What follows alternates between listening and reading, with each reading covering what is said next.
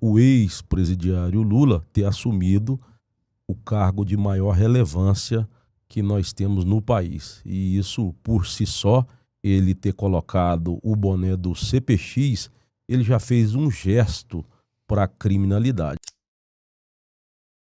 O bandido hoje, ele não tem medo da legislação, né? Ele está amparado aí, de certo modo, pela lei, né? Se ele não tem medo da lei, né, de ser preso, que é o medo do bandido, muito provavelmente ele vai continuar cometendo crime, né? Como que a direita está se movimentando hoje dentro da Câmara dos Deputados com relação a essa pauta da segurança pública? O índice de criminalidade do Brasil, todos nós sabemos que cresceu em virtude do governo esquerdista e comunista, o ex-presidiário Lula ter assumido o cargo de maior relevância que nós temos no país. E isso, por si só, ele ter colocado o boné do CPX, ele já fez um gesto para a criminalidade, fortalecendo vagabundos, faccionados e dando aí uma falsa liberdade a esse tipo de pessoas que nada têm a fazer a não ser praticar o mal. A legislação hoje ela deveria funcionar, mas em virtude também de vários juízes e promotores que essa audiência de custódia virou uma porta giratória, entra um vagabundo e sai geralmente antes de ser confeccionado um boletim de ocorrência, por exemplo, Sai em antes do delegacias. policial, né? E isso aí vem dando liberdade e fazendo com que o bandido crie asas. E hoje, os direitos humanos, ele está no Brasil para proteger vagabundo, proteger ladrão, proteger as pessoas que praticam o mal. Nós não vemos aí os direitos humanos ir até os presídios federais aqui de Brasília ou qualquer lugar onde estão presos injustamente diversas pessoas acusadas de ter praticado crime de abolição ao Estado de Direito. É um crime impossível de ter acontecido, porque nós não tivemos canhões, armas ou sequer apoio do Exército Brasileiro, das Forças Armadas, para se ter um pseudo-golpe, né? Os direitos humanos não tiveram lá. O Brasil tem jeito, mas nós temos que buquelizar o Brasil, tratar bandido da forma que tem que ser, acabar com audiência de custódia. O bandido, principalmente reincidente, ele não pode ter liberdade provisória, ele tem sim que responder pelos seus crimes de acordo com a legislação. Juízes, promotores têm que ter esse compromisso com o povo, né? A legislação existe e apenas não está sendo cumprida, e a cada dia ela está sendo mais afrouxada, e os bandidos aí que tem 10, 20 passagens estão saindo das delegacias e dos presídios como se nada tivesse acontecido, enquanto alguém que foi preso no 8 de janeiro, condenado sem liberdade provisória a 14 anos por ter apenas passado um batom em uma estátua. Tá tudo de cabeça para baixo. Nós precisamos mudar o Brasil. Agora, uma coisa que voltou com tudo aí, nesse governo Lula, que o senhor comentou aqui, foi a própria questão também das invasões, né, do MST dentro das propriedades rurais, né? Inclusive o Mato Grosso lá, não sei como que tá lá, mas eu vi que Bahia aumentou muito, né? Mato Grosso, como que tá lá, Vilmar? Mato Grosso está até controlado. O nosso governo tem feito um bom trabalho lá, a polícia tem ajudado também bastante. Tem bastante criminalidade lá, mas a parte do MST está controlado do Estado, o governo tem dado o apoio necessário para os produtores. Show, porque Mato Grosso é um dos estados aí que tem um agro muito forte, né? Hoje o Mato Grosso representa o agro do Brasil, praticamente no exterior, no mundo, né? Porque nós acho que representamos... Não, deixa um pouquinho para Goiás. Goiás também. Representamos 27% do agro brasileiro sai do Mato Grosso. Show, show. Lá Bahia, por exemplo, foi um estado, delegado Caveira, que aumentou muito essa questão do MST, as invasões do MST, né? Nesse governo Lula. E aí, como que fica essa questão da insegurança do campo, né? E porque tem muita gente que às vezes acha o seguinte, né? Eu vivo na cidade, isso não me afeta e fica alheio a essa questão das invasões, né? Por que em estados que a esquerda controla, o MST tem tanta facilidade de fazer essas invasões e a polícia não retalia de certo modo? Exatamente. A meu ver, são terroristas, né, em diversas vezes, que sim, ateiam fogo em propriedades rurais, destroem as lavouras, queimam maquinários, assustam os produtores rurais.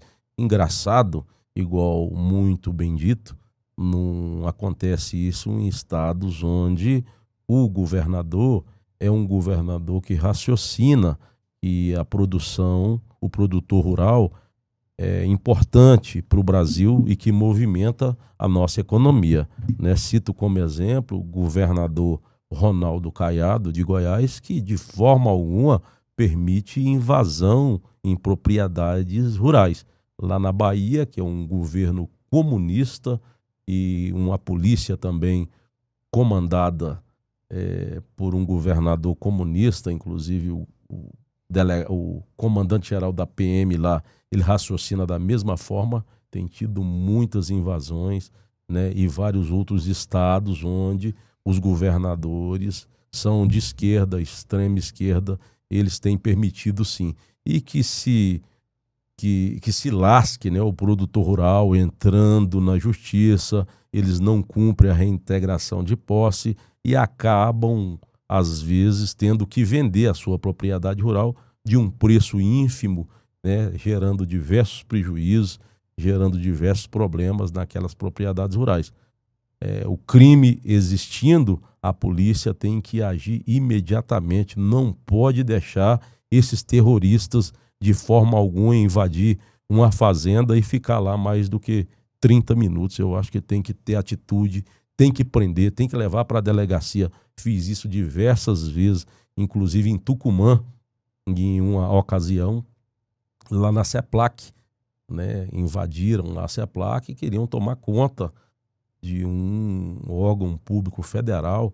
Eu tive lá pessoalmente, junto com a equipe, conduzimos aí vários terroristas para a delegacia, acabamos com a festa desses desocupados, né? E acabamos deixando eles onde tinham que ficar. Nunca mais teve nenhuma invasão na época que estava ainda trabalhando na delegacia. Agora, Vilmar, você enquanto produtor rural, certo? Certo.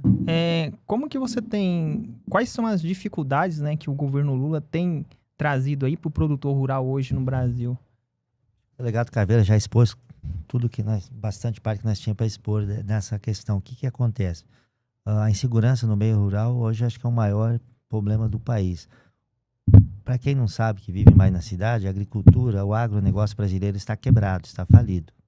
Quando entrou esse governo atual, 9 dedos, ele conseguiu endividar todo mundo, ninguém está conseguindo mais pagar suas contas. Você hoje que está reclamando um preço de um café, de um preço de um arroz, de um preço de uma carne, você vai reclamar mais amanhã depois. Que o agricultor não está mais dando conta de produzir. E as dívidas estão aumentando, os juros aumentando, e daqui a pouco vai faltar comida no nosso país. Nós temos que dar um jeito para esse governo que ele reveja, porque o agronegócio que segura a balança do país. Agora, na situação que estamos, a inflação só tem a subir, o produto só tem a subir e vai faltar produto. Sim. Agora, delegado Caveira, falando um pouco sobre a questão da segurança pública, que lá, inclusive no Pará, que é um estado em que, por exemplo, a senadora Damares falava muito sobre questão de tráfico de criança e outras coisas, né?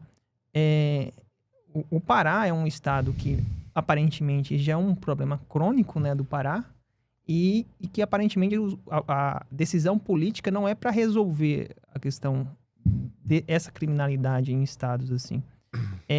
Quais que são, por exemplo, as soluções que nós, enquanto direita, podemos implementar nesses estados, né, trabalhar para que seja implementado?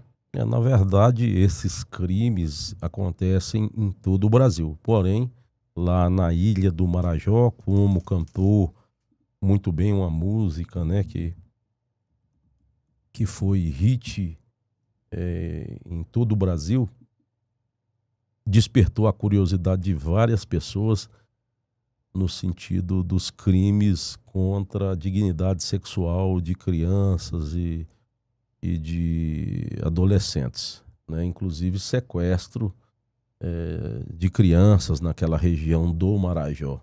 A ministra, até então, Damares, naquela época, lançou um programa, Abrace Marajó, e teve lá algumas vezes, fez algumas incursões, diminuiu um pouco o problema, mas o Marajó hoje continua abandonado. Nós precisamos de reforço, não só no Marajó, em todo o Pará, em todo o Brasil, né? Nós sabemos que essas pessoas, principalmente menores de idade, elas são vulneráveis e todo cuidado é pouco. Nós temos que fazer de tudo para cuidar das nossas crianças, dos nossos adolescentes. Porém, nós não temos visto no Brasil penas para dar exemplo, principalmente lá no Marajó, né? Houve algumas prisões em algum momento, mas atualmente não tenho percebido operações e aconselhamentos e trabalho social